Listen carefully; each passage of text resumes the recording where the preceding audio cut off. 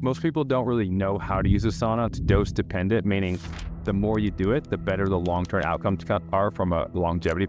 2 times better than 1, 3 times better than 2, 4 times is better than 3. So the minimum effective dose from a maximum longevity outcome is 4 times a week. Those heat shock proteins, the name of the game when it comes to longevity, they last about 24 to 48 hours. So we're going to break down all the different protocols, tips, tricks to have the best sauna experience possible. So normally my protocol with a group of people is 3 rounds. I usually do 20 minutes in the sauna, probably 1 to 2 minutes longevity. For longevity's sake, in the sauna, the minimum effective dose is right around 20 minutes. Minimum temperature is around 175.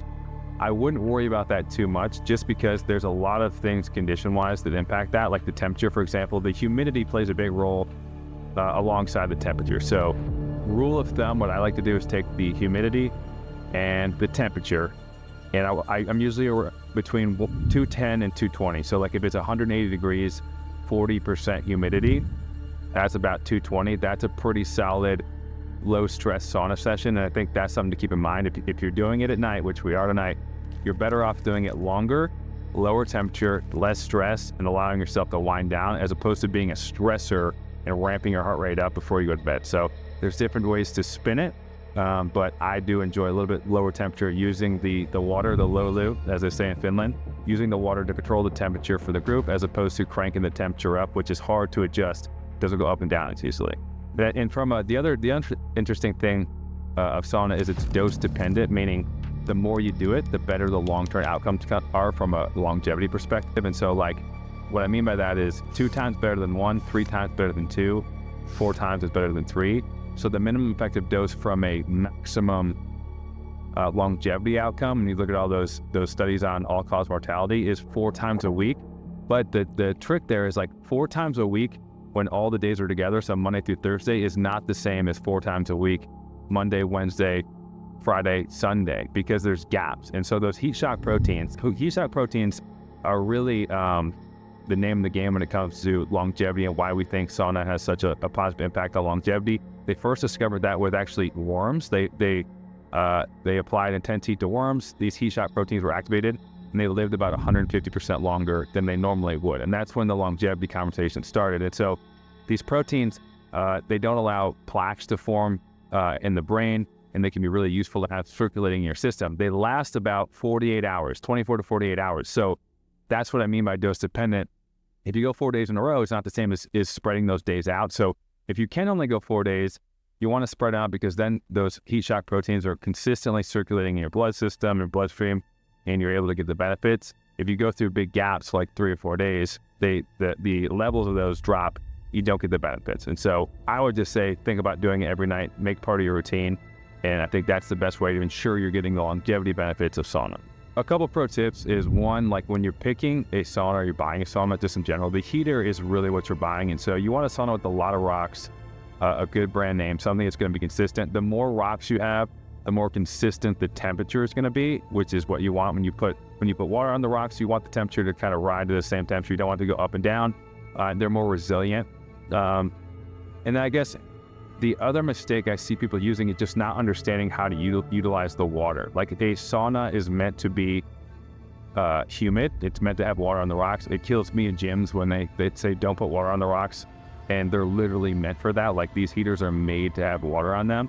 And so, you know, in Finland, they called that Löyly, that's my tattoo, but that literally means the steam from the sauna, but figuratively it means the spirit of the sauna. It's that healing spirit of the sauna. And that's the part that they really believe in. And I think the reason it does work from a longevity and an all-cause mortality, reducing disease, is the belief and the mindset surrounding it. So you really got to buy into it, understand like it should be a special place, somewhere that you look forward to spending time in, something that you believe in, and it's almost a spiritual experience. I know that sounds kind of crazy, but I think once you really get into the routine, you'll understand that. It's also a special place where you get to connect with people face to face.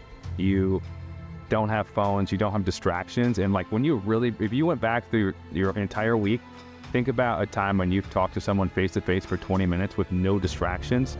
A lot of times that doesn't exist in today's society. And so it is a special place in that sense. It's one of the few places that are basically untouchable because of just how hot it is, and technology doesn't work in there. So That's something to keep in mind. Another pro tip when it comes to doing contrast therapy, cold and hot, is your blood pressure is very susceptible to change and people being uncomfortable. And so your blood pressure changes just from your body temperature heating up, right? Like your blood thins out when you get hotter, you have vasodilation, and then the opposite happens when you go in the cold. And so a couple things to keep in mind. I always recommend when you get out of the sauna, especially when it's really hot, sit down for a couple seconds, let your blood pressure acclimate. As much as you want to jump right into the cold, that's when people get really dizzy. All of a sudden, their blood vessels constrict and their blood pressure tanks, their heart rate drops, and you can get pretty dizzy and have issues. So I would come out of the sauna, sit down, acclimate a little bit, and then go in the cold. And the other thing is, when you go completely under the water, you really want to make sure you're acclimated, because everything that's basically triggering your body to react to cold, it's super sensitive around your head and neck area. A lot of the nerves that are congruent with temperature control are placed there. So I always recommend the first one, come out, acclimate, go in the cold up to your neck. And then if you want to do a dunk, I'd probably do that on the second or third round, but don't go crazy. Another thing is just think about how long do you want to go in the cold? What outcome do you want, right? If it's at night, you're not trying to ramp your nervous system up, I would go, basically I would use the cold just to combat the hot, to where you're cooled down, you're able to go back in the sauna. But if it's in the morning, you want a lot of energy, you would go a higher ratio of cold. You might go 3 minutes of cold, end on cold, and do it that way because you want a different outcome. And then the last piece is your hand placement. So your hands, there's some really cool studies on strength and endurance just with the temperature of your hands. The hands have a ton of nerves, and so I would also think about that. If you want a high energy outcome early in the day, you want to be, have that dopamine hit, feel like you just had, 4 cups of coffee, I would definitely put your hands in the cold. That's going to create more of a stress response, which is what you're looking for. Stress can be good in some ways.